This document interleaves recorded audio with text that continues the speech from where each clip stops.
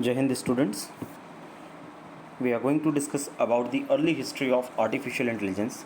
From where does this concept came in our society, and what are the following steps followed by many scientists, data analysts, and computer software engineers.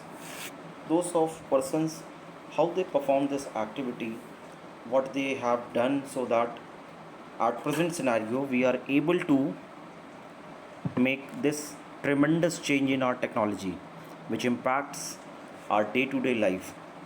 So, I welcome you all in the next session of artificial intelligence. Yes, I'm your teacher Mukund Manas. So, let's start. In 1950, English mathematician Alan Turing wrote a landmark paper titled Computing Machinery and Intelligence that asked the question, can machines think?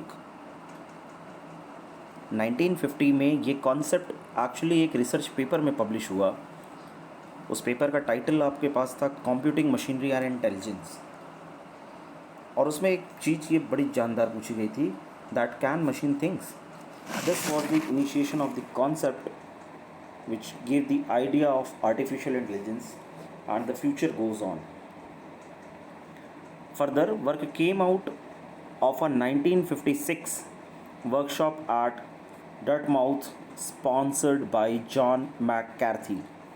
In the proposal for that workshop, he coined the phrase a study of artificial intelligence. वहाँ से ये word आपके पास आया कि 1950 में एक एक research paper लिखी गई, और उसके बाद आपके पास एक 6 साल के बाद, एक बड़े ही लंबे टाइम के बाद आपके पास एक वर्कशॉप कंडक्ट होती है जिसका नाम होता है आर्टिफिशियल इंटेलिजेंस, और वहाँ से चीज़ें बदलना शुरू हो जाती हैं.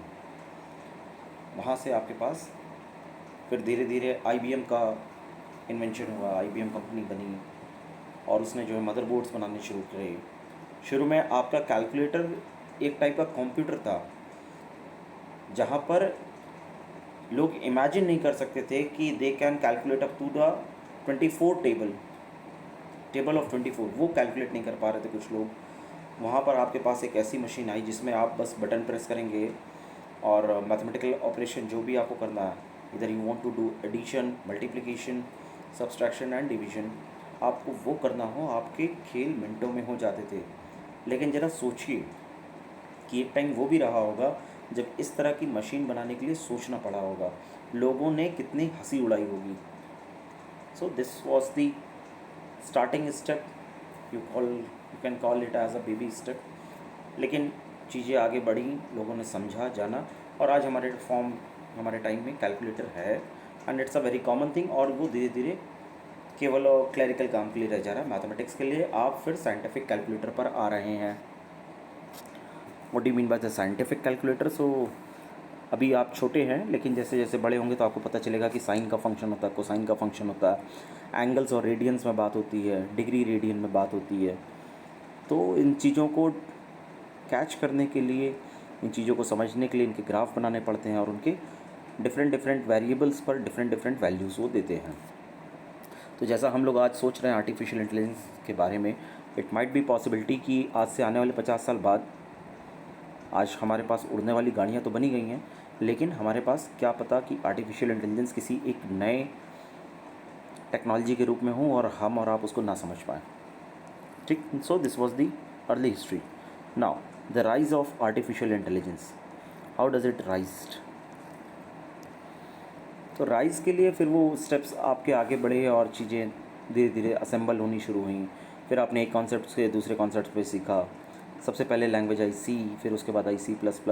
इस तरीके से चीज़ें आगे बढ़ी. Now what's the current status of AI?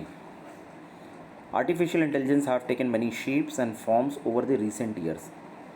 Mobile phones, we have the in front example, that Siri and Cortana.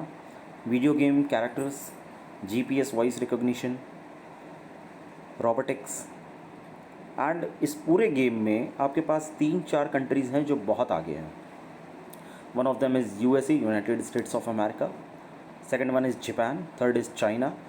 और इंडिया का नंबर कुछ 56 और 57 नंबर पे आता है. Even we don't have started major step to boom this sector. हमारी artificial intelligence की मार्केट इस समय फॉरेन प्लेयर्स के हाथ में है। वो जैसा चाहते हैं हम वैसा देखते हैं, जो वो जैसा दिखाना चाहते हैं हमें वही देखना पड़ता है। इवन कितने टाइम आप गूगल पे जो है कुछ सर्च करते हैं और बीच बीच में ऐड आ जाते हैं। वो ऐड रैंडमली नहीं जनरेट होते हैं, उन्होंने एनालिसिस कर रखी है आपकी ब्राउजिंग हिस्ट्री का। आपने एक जीमेल अकाउंट बनाया है, उसी जीमेल अकाउंट के थ्रू आप गूगल पे सर्च करते हैं चीज़ें, और उन्हीं को एनालिसिस करके वो आपको उन प्रोडक्ट्स को सामने रखती है जिन प्रोडक्ट्स को आप बार बार सर्च करते हैं। It could be related to study, it could be related to fun, entertainment, health care sector, whatever it is, but they take this step. और वो इसकी आपसे परमिशन भी मांग लेते हैं। जब आप जीमेल साइन पर अकाउंट अपना ओपन करते हैं, वहाँ पर टर्म्स एंड कंडीशंस होती हैं ढेर सारी, हम लोग जल्दी में उसको पढ़ते तो हैं नहीं। तो होता क्या है कि उनमें क्लॉजेज लिखे होते हैं कि while using this email ID you are allowing us to counter this operation. Got the point? ये आप ही ने परमिशन दी है। फिर हम लोग चिल्लाते कि अरे ये तो डेटा लीक हो गया। ऐसा नहीं होएगा। This is the current status. Google has been a major player on a AI transcendence and deep learning. Deep learning क्या होता है आपके लिए मैं बता दे रहा हूँ। Deep learning is a machine learning based on algorithms. So इस चीज़ों को ध्यान रखेंगे। और व्हाट आर द चैलेंजेस? हम लोग आखिर रिसर्च करना शुरू करें तो कहाँ से करें? First of all we have to increase our computing power.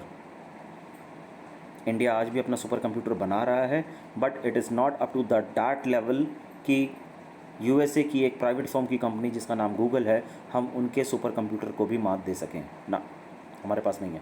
दो we have a talent such as Sundar Pichai, but we don't provide them facility to work in India. That's why we have to increase our computing power. AI machines should have more tolerance power. We have to start with the intuitive thinking, and the machine should have judging power. What's wrong, what's right, what could be the fit decision for this situation, any particular decision, any particular situation, like that way.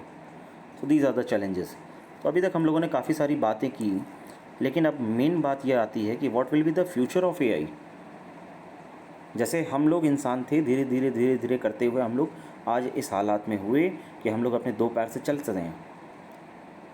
आप theory को मानेंगे तो उसमें कहते हैं कि पहले हम लोग चिंपैंजी थे, चिंपैंजी से धीरे धीरे करते हुए आज हम लोग मॉडर्न ह्यूमन बने हैं। इसी तरीके से AI कभी छोटा था, आज धीरे धीरे करता हुआ क्या पता कल को वो एक इंसान की फॉर्म में आ जाए आपके पास, उसके पास आपसे भी ज़्यादा ब्रेन हो।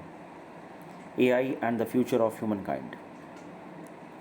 Isn't it look similar? Beyond negotiation, More says CMU is betting several other artificial intelligence areas are going to be hugely important in the near future, such as self-driving cars, improved medical care and their treatments, open up doors to future explorations, and there are so many possibilities which you can't count here. Go to Google, search it, what could be the future possibility. अभी video recording में Google आ गया था, that is based on the artificial intelligence. He thinks that I am asking to him. That's why he pops up. This is the AI. Now, at last but not the least, what are the pros and cons of the artificial intelligence? First, we will talk about pros. It could be more precise and accuracy. Space exploration, used for mining process. जहाँ पर मलबे के नीचे मज़दूर दब जाते हैं, वहाँ पर हमारे पास एक ऐसी मशीन है जो अंदर जाके ये बता सकती है माइंस में कि yes, it has a potential. This quality of rock is there, this quality of coal is there, can do laborious tasks without being tired. Fraud detection, it could manage a better record than the human. Lacking the emotional side, can do repetitive and time consuming tasks, basically clerical jobs. Robotic pets, robotic radiosurgery, functioning without stopping, risk reducing, diagnose and treatment. Suppose कीजिए अरुणाचल प्रदेश में कोई किसी को dissection करवाना है, अपना open heart surgery करानी है, and there is no doctor available. If you have a machine which can do that, perform the task, and with a 99.99% accuracy, so it is better than a doctor.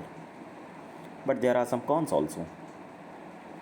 Cost incurred in their maintenance and repair is highly impacted thing, which is going to impact the artificial intelligence. Not able to act any different way. It has a lack of the human touch. It has a lack of creative mind. जैसे हम लोग हिंदी में कहते हैं कि हम लोग जुगाड़ लगा करके काम कर सकते हैं. क्या हमारे पास कोई जुगाड़ है? मतलब सिचुएशन इतनी वर्स्ट है कि आपके पास कोई प्रॉपर चैनल नहीं है कि आप किससे कम्युनिकेट करेंगे, कैसे क्या करेंगे, but you have a jugaad. So that term jugaad technology is lack in artificial intelligence. They don't have a creative mind. Lack of common sense. It will increase the unemployment also.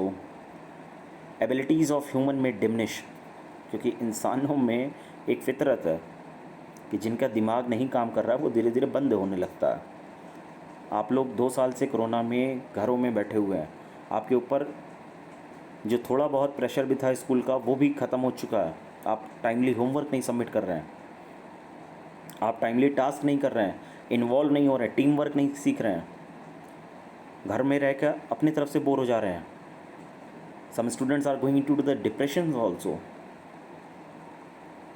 That are the cons. Robots may supersede the humans. Humans may become the dependent on machine. And the most important thing is, which is I believe also, that wrong hands can cause major destructions.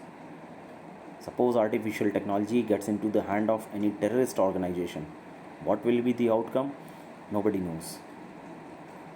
So it's better to have the artificial intelligence with the proper ethics and values. And at this note, I'm going to stop my lecture. Hope you enjoy the class. Thank you and Jai Hind. God bless you all.